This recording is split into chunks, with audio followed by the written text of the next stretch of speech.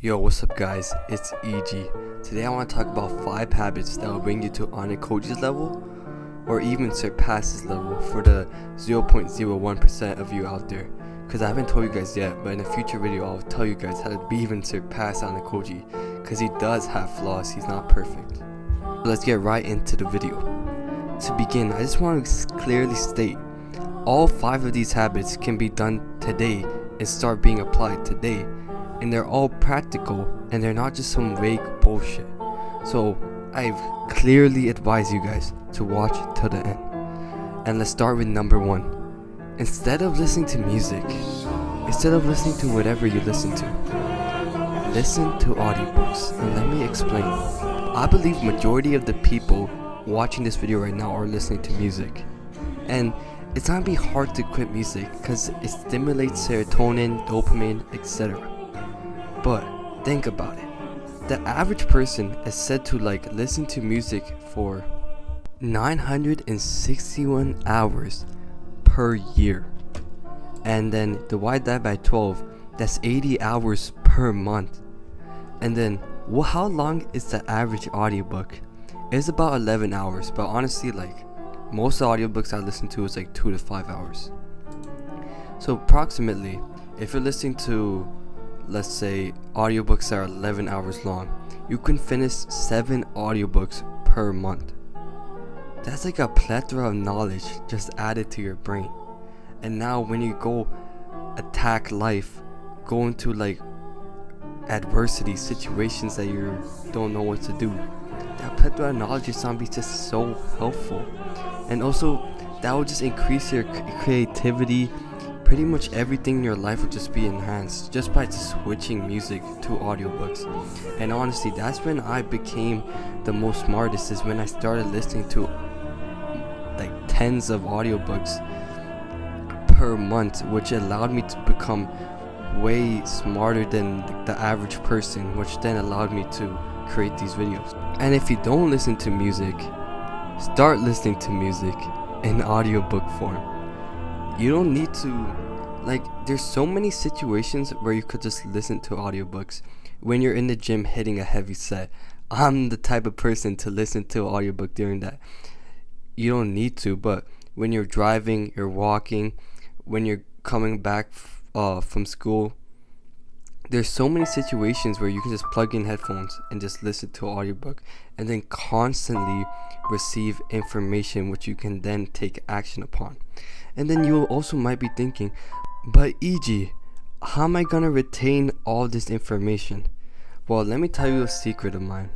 I personally believe that your unconscious mind has all the power. So when I read through books or when I listen to audiobooks, I never re-listen to the audiobook unless it's pretty good, for example 48 Laws of Power. But what I believe is that your unconscious mind is extremely powerful. I believe my unconscious mind only takes the information that is relevant and then discards all the other trash. So let's be real. A 300-page book, majority of the pages are literally filler or just repeating what's already been said. Your unconscious mind takes all the good parts from the book and discards all the trash. Because let's be honest, think back to any book you've ever read. You probably only remember 3 to 4 key points of that book and just forgotten everything else. Or even in some cases like me, I still remember majority of the book I've read. But don't worry about remembering. Just have faith in your unconscious mind taking the key points out of it. But I just want to express how important this habit is.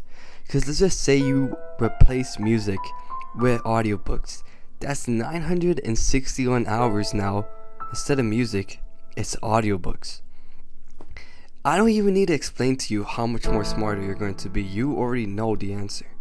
So let's go to the second habit. The second habit is kind of a secret of mine. I did mention it briefly in one of my live call videos that I've uploaded. But today, let me tell you guys, it's tracking yourself like a business. So, everyone knows that Ayanokoji is really analytical and meticulous with everything he does. Hence, I kind of was inspired in a way and then created my tracking sheet.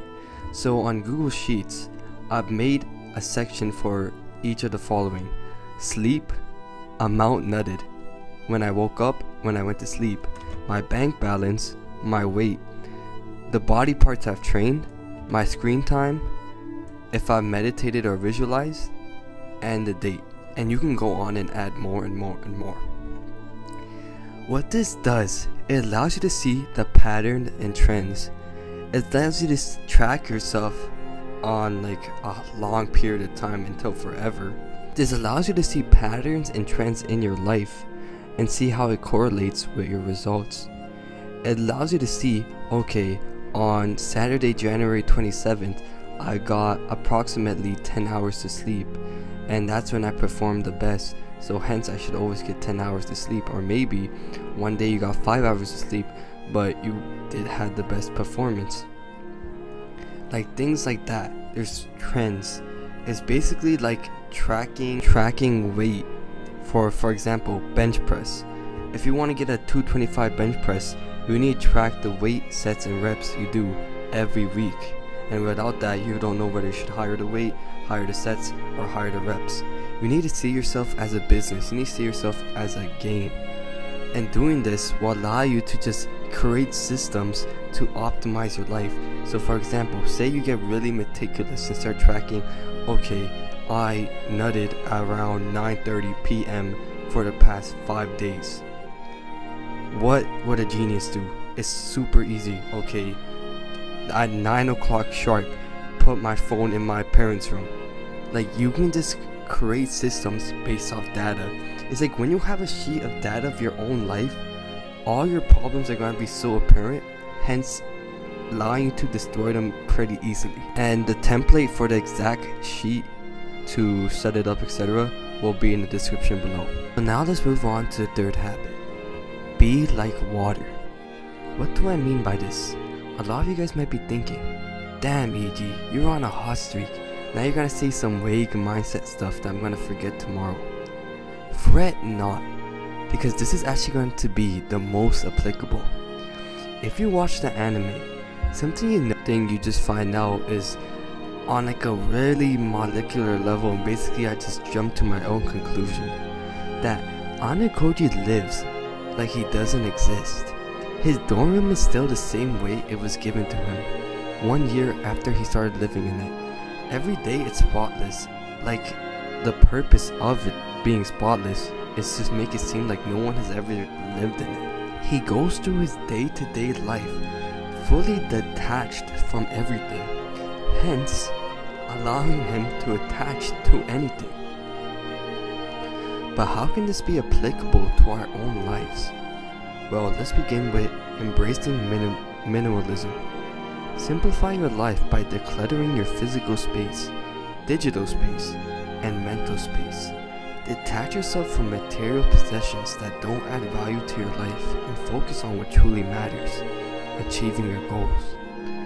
And stay flexible and adaptable at all times. This is the principles of being like water. You have to cultivate a mindset of adaptability and flexibility. That's all Ayanokoji is about. Instead of rigidity, adhering to specific plans or expectations, well, I still believe you should have a routine, because having a routine, which is so weird, it's kind of ironic, but like this kind of like disciplined system, which kind of restricts your freedom, actually gives you the most freedom. But just be open to change and willingly adjust your approach as circumstances evolve. And with that being said, let's go to the fourth habit, and no one mentions this, but training your neck and Achilles every other day. So we know that Ayanokoji is really like well-rounded, like the ace of all trades. His not one body part of his is weak.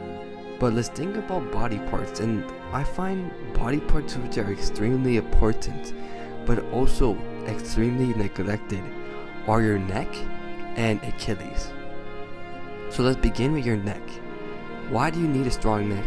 One, it makes you look more masculine, makes you look like a higher authority, makes you look more scarier. If you get punched, it helps your head to stop rattling. Basically, training your neck it's really underrated, and that's why every MMA fighter, every boxer, every person in jail like comes up with like a huge neck. Training your neck is extremely underrated, and it's extremely easy to do so. All you need to do is lie on the ground and bring your head down and up like 100 times, and I'll do 4 sets. And then your Achilles muscles. So I don't think a lot of you guys even know what Achilles muscles are. It's basically, I just created that name, I don't know if it's actually called that, but it's the other muscle beside your calf. And basically this muscle is what gives you the shin splits when you run. This muscle dictates your ankle mobility. This muscle basically controls the whole realm of like your bottom region, and basically makes you injury proof. And what I do for this is that I lie on the wall and I bring my foot up and down, which I'll send a link to how to train both of them down below. But just training these every other day, because 1, they recover pretty fast, and 2, you needed to stimulate them as much as possible for it to actually grow. And this will literally be a game changer, because also these 2 muscles are actually show every time you walk outside. So having these 2 huge muscles are gonna make you much more scarier and like have like a huger aura. And let's go to the 5th habit. So for the 5th habit is actually 2 parts. So it's live vicariously through the 48 laws of power. But since there's 48 laws of power, I don't expect all you guys to memorize it. I want to say like the most important one I see a lot of you guys need, especially since I have a whole White Room server with 250 plus members and I talk to all of them on a daily basis. The law I recommend all you guys to basically live by is think as you like, but behave like others. A lot of you guys need these habits because a lot of you guys, 1, act like freaks and like just be weird and act like Ayanokoji in real life. 2, you guys like have a poker face in random scenarios. You guys won't actually use it properly.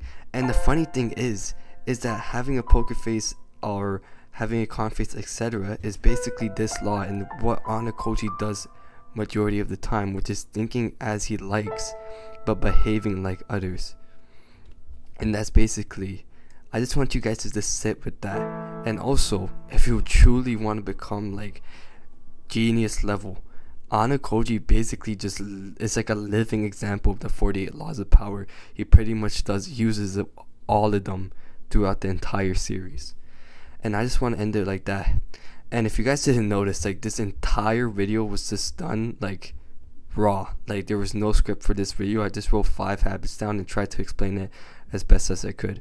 So thank you guys for watching. I also have a 1-year White Room program. We have classes A to D, and we also have like White Room training, etc. If you want to join, there's a test in the description. And that's all for today's video. Peace on the street.